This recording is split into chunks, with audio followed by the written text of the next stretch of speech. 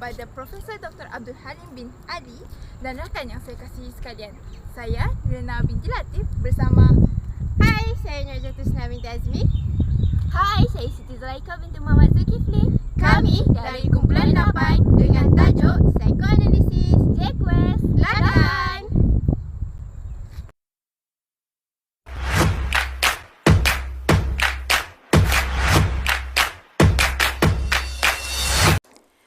BSS 3033 Teori dan Kritikan Kesusastraan.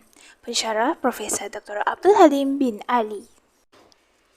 Tajuk kita pada hari ini ialah Teori Psikoanalisis Lakan.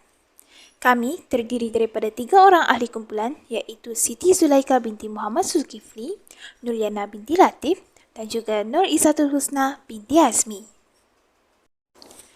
Pengenalan.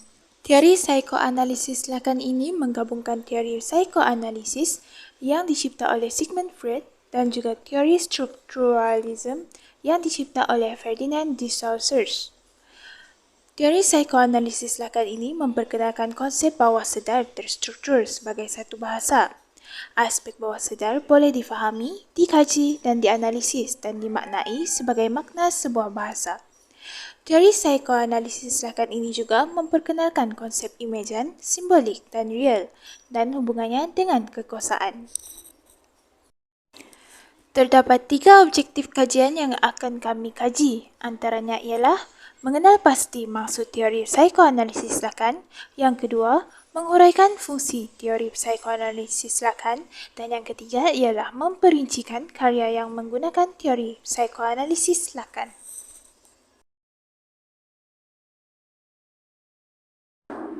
Bagi objektif yang pertama iaitu mengenal pasti maksud teori psikoanalisis Lakan. Maksud ini terdiri daripada 2 iaitu kompleks Oedipus dan makna phallus.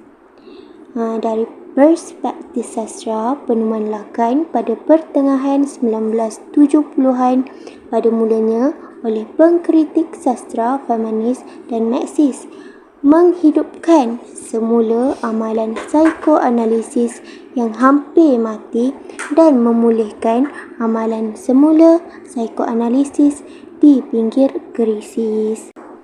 Fokus kritikan Lakan adalah pada ketidaksedaran watak atau pengarang, tetapi pada teks itu sendiri dan hubungan teks kepada pembaca. Psikoanalisis ini pada mulanya berakar umbi daripada karya Freud dan ianya kekal berakar sehingga pada hari ini. Kompleks Oedipus yang dipanggil normal terdiri daripada bentuk positif dan negatif. Apa yang penting tentang kompleks Oedipus ini ialah bagaimana kanak-kanak belajar untuk berunding dan menyelesaikan perasaan ambivalennya terhadap ibu bapa. Freud melihat proses ini berlaku antara umur 3 hingga ke 5 tahun. Dari segi makna phallus pula, phallus adalah kata kunci bagi definisi akan subjek manusia. Di sini jelas kita dapat katakan bahawa konsep phallus lebih dekat untuk mengetahui jantina manusia. Menurut Lakan, phallus adalah apa-apa yang tidak pernah mempunyai oleh kedua subjek tersebut, meskipun keduanya menganggap bahawa phallus adalah apa yang dapat dicapai atau dimiliki. Bagi objektif yang kedua, iaitu menghuraikan fungsi teori psikoanalisis Lakan. Dalam fungsi ini, kami akan membincangkan tentang 2 fungsi iaitu fungsi dalam teori filem dan juga fungsi dalam the mirror stage. Teori yang pertama adalah teori filem. Lakan mempunyai pengaruh dalam teori filem, aparatus atau teori skrin. Ahli teori radas bekerja dengan idea pawagam sebagai struktur voyeuristik dan fetisistik. Menurut Freud, voyeuristik dan fetisistik adalah makna yang berhubung dengan persoalan atau perbezaan seksual, tetapi ahli teori radas mengaitkan perkara tersebut sebagai penonton pawagam secara umum. Dalam teori filem juga terdapat dua bahagian. Yang pertama, mata dan pantang larang. Dalam seminar ke-11, Lacan mengembangkan idea Merleau-Ponty tentang pandangan sedia ada yang merenung kita dari luar. Menurut Lacan, kita bukan subjek sedar yang melihat dunia, sebaliknya kita menjadi makhluk yang dipandang. Lacan juga berpendapat bahawa pemisahan asas antara mata dan juga pandangan. Bahagian kedua pula adalah teori filem, iaitu filem sebagai fantasi. Fantasi beredar dalam domen awam melalui media seperti filem, sastra dan televisyen. Fantasi adalah rupa bumi istimewa di mana realiti sosial dan alam bawah sedar terlibat dalam figura yang menjalinkan mereka berdua. Fantasi juga dikenali sebagai mise-en-scène keinginan. Mise-en-scène merujuk kepada latar atau susunan segala-galanya dalam bingkai filem, iaitu pencahayahan, pakaian, sifat serta kedudukan watak dan sifat. Tanggapan inilah yang menyediakan hubungan antara fantasi, iaitu sebagai pementasan keinginan, dan filem sebagai latar untuk keinginan penonton. Fungsi psikoanalisis Lacan yang kedua pula adalah the mirror stage, iaitu the mirror, the screen and the spectator. Fasa cermin berlaku kira-kira antara umur 6 dan 18 bulan dan sepadan dengan tahap narsisisme utama Freud. The mirror stage merupakan salah satu artikel pertama yang diterjemahkan oleh Lacan ke dalam bahasa Inggeris. The mirror stage sangat berpengaruh dalam kajian Lacari dan budaya.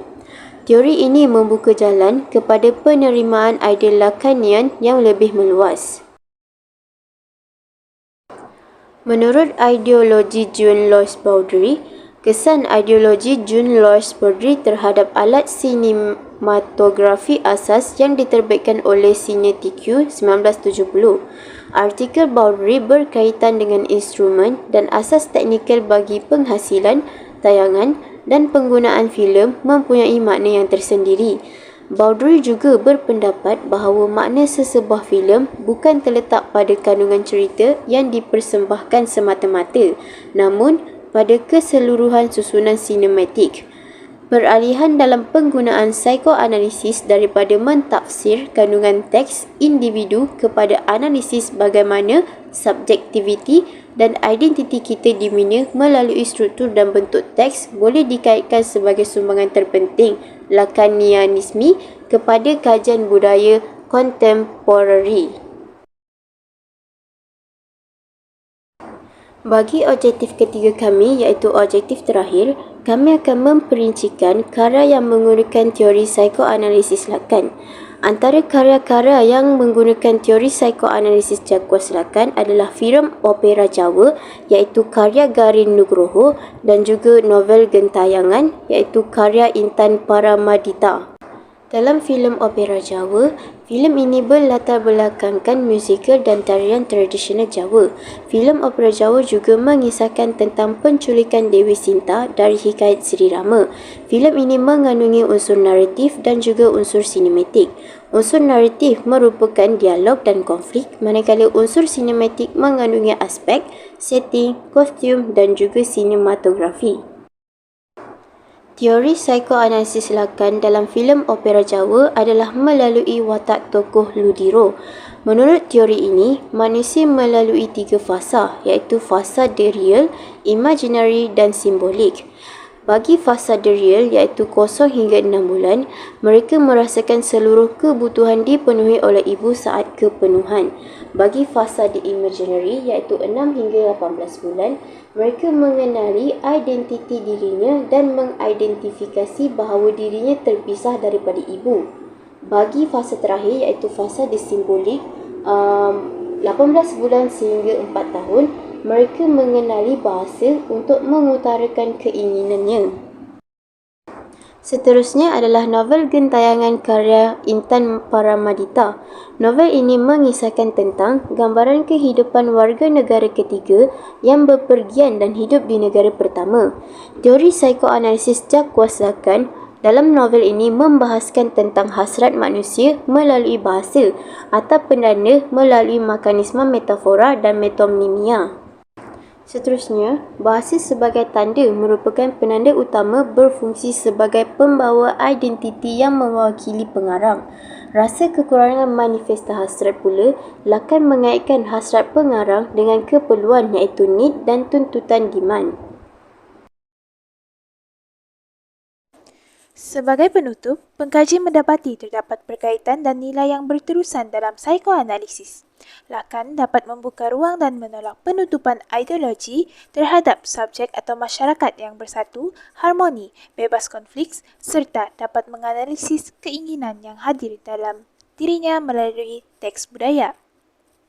Pengkaji juga mendapati teori ini telah menjadi rujukan dalam pelbagai bidang, terutamanya dalam filem dan novel.